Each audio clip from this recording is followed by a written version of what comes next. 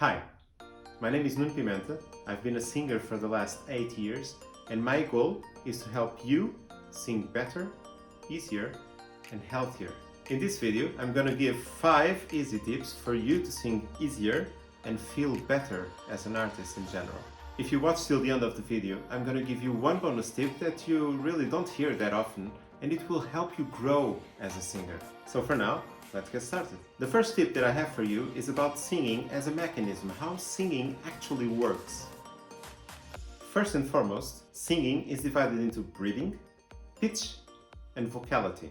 I'm gonna break down your breathing system, your respiratory system, into 5 parts. You have your nasal cavities, your vocal cavities, your throat or pharynx, your voice box or larynx, and your trachea. And then you have the breathing tubes or bronchi that deliver the air from your trachea to your lungs.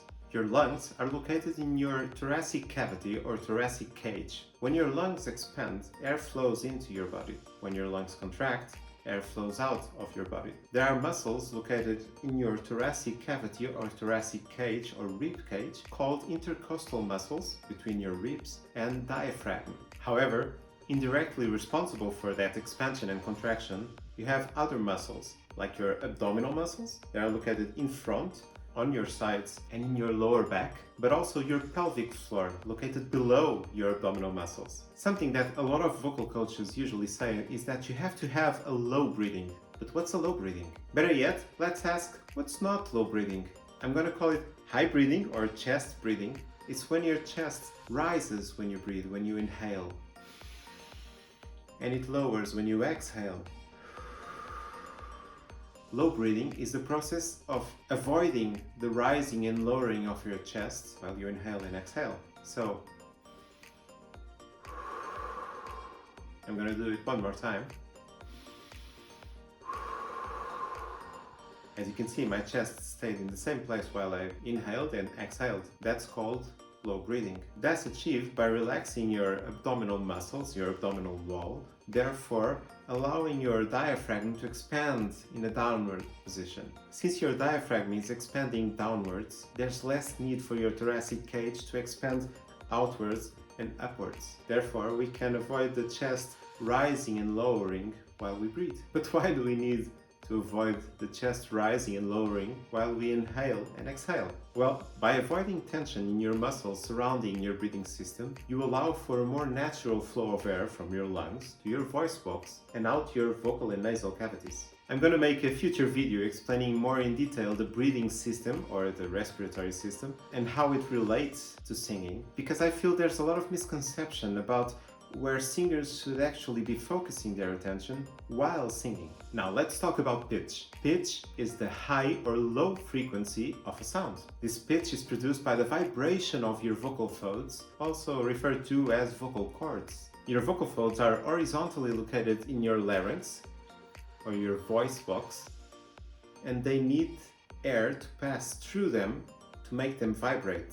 Your vocal folds also stretch and relax, which in turn changes the pitch produced by their vibration. Now that we know how to produce sound from our vocal folds, we just have to identify or classify that sound as notes. Notes are just a musical classification and subdivision of sound. So after we produce a sound from our vocal folds, the only thing left to do is to transform that sound according to our intention, our message, our feelings. We can achieve that transformation through the resonances in our throat and our vocal and nasal cavities. The sound produced by our vocal folds resonates and is transformed. I'll be making a future video explaining more in detail the vocal cavities and the resonances that are involved in that transformation. The second tip that I have for you is about posture. Now that we understand the singing mechanism, we must help it. You know how in pop, musicals and operas, a lot of singers can sing while dancing, jumping, lying, crying, and so on and so forth. It's very well possible to do so amazingly, but it requires a lot of technique and practice. To get this technique, you should first have a great foundation, and that's where knowing your singing mechanism and having great posture comes in. Good posture is just a way to facilitate the relaxation of your muscles and airways in order to avoid tensions in your muscles and blockages in your vocality. I find that simple posture guidelines are very easy to follow. So first we have our feet slightly apart, shoulder length, knees slightly bent, and by that I mean not locking, your back straight, but your shoulders down, and without forcing anything. And your head should be looking forward, not pointing up, neither pointing down, forward. If you feel any tension in your neck, try to adjust your head in order to lose all your tension. For our third tip, we come back to breathing, since breathing is such an important part of singing. So, we know that at the heart of it all, there's breathing. All the sound you produce is due to the passing of air through your vocal folds. Therefore, a great breathing foundation is vital to a great singing technique. You should always focus on your breathing as you inhale and while you're singing. Your singing should always have the exact amount of air to produce the intended vibration on your vocal folds and also the intended vocality, the transformation, the feeling, the message that you want to produce. For example, if you want a stable note, your pitch should also be stable, your frequency, and that is produced by a stable vibration in your vocal folds, which in turn requires that you have a stable flow of air. And the same is applied to all singing techniques. Please be sure to remember this, as it's the most important lesson that you can take from this video. If this video is bringing you any value at all, please press the like button, I think it's over there, and it will really help me and the channel to reach more singers like you. For our fourth tip, let's go to the gym. Now that we know what to do, we must practice it over and over and over again. That's the same principle as when you go to the gym. Repetition, practice, exercises. They help us get better at a specific task. And vocal exercise is, in its foundation, physical exercise. Singing is just a result of a lot of muscles working together to produce a sound and transforming it to better suit our intention. Stands to reason that the more you work those muscles for that precise function, the better they get at it. Now, a good and simple question is whether you should spend your time only practicing your song since you're already singing, or should you also do vocal exercises? Well, let's think about it.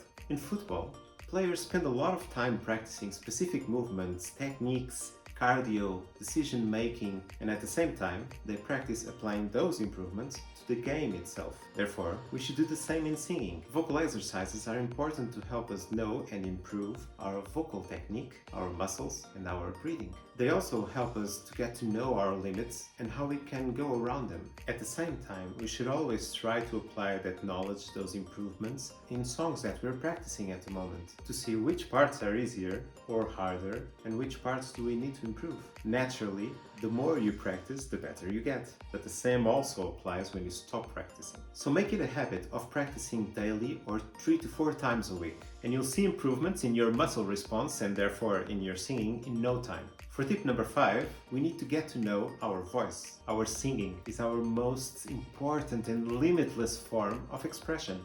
There are a lot of ways to sing, and each way applies to each story that we want to tell, each character we want to represent, or even each message that we need to convey. No singer should have only one way of singing, one vocal technique, one side to their voice. You should explore your voice, your muscles, your breathing. Spend time getting to know how each change affects your singing. It helps to hear a lot of music, a lot of singers, and try to imitate them, their technique, their style, their vocality. Cartoon voices are also a great way to try different and more quirky vocal techniques. At the end of the day, all this exploring will help you find your own voice, your own sound. And that's where we get to the bonus tip. How many times have you thought, I'd like to sing like her or him? How many times have you heard singers that sound very similar or exactly the same? Now, what if I told you that the music world loves it when something new comes around, something special, something unique, something very specific? And why can't it be your sound? Not everyone can be or sing like Beyoncé or Kaufman or Dimash, Ariana Grande, Maru, or other great singers out there. But why should we even want it? What's so wrong with our own voice, our own soul, that we want to sound like another person? We, as individuals, as singers, as artists, have a lot to say, to contribute, to be. So be you. Be your sound. Share with us your music, your story, your soul. it will be easier, you will be happier, and we'll love you for it. So, if you want to learn more about how to sing better, easier, and healthier, please subscribe to the channel and tap the bell icon to receive notifications about future videos. That's it for this video. I hope it helped you better understand your singing and how to improve it. Keep on singing and share with us your progress, your videos in the comments below. I'd love to see them. Till next time.